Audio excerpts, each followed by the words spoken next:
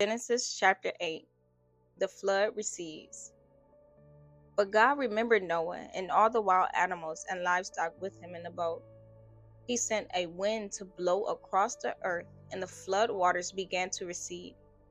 The underground waters stopped flowing, and the torrential rains from the sky were stopped. So the flood waters gradually receded from the earth.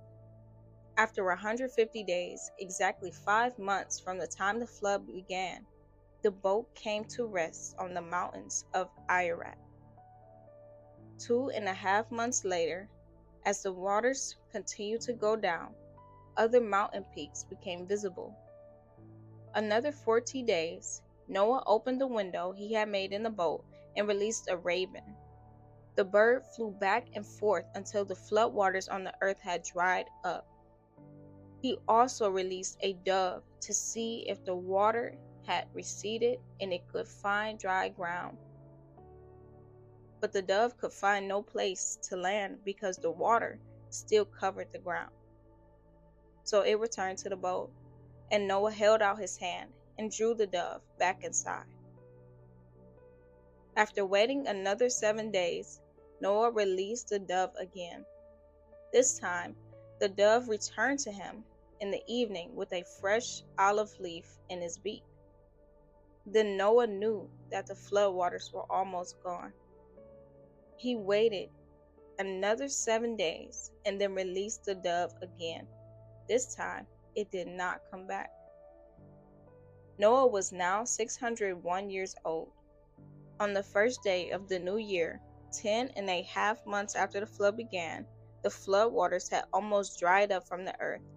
Noah lifted back the covering of the boat and saw that the surface of the ground was drying. 2 more months went by, and at last the earth was dry. Then God said to Noah, "Leave the boat, all of you, you and your wife and your sons and their wives.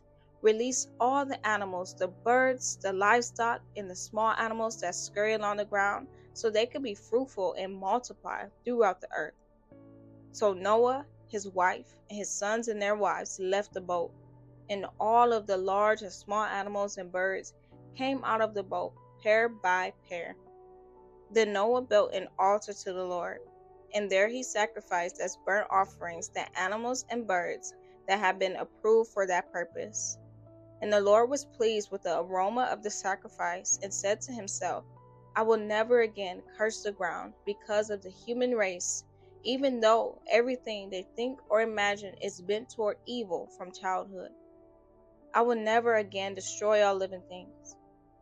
As long as the earth remains, there will be planting and harvest, cold and heat, summer and winter, day and night."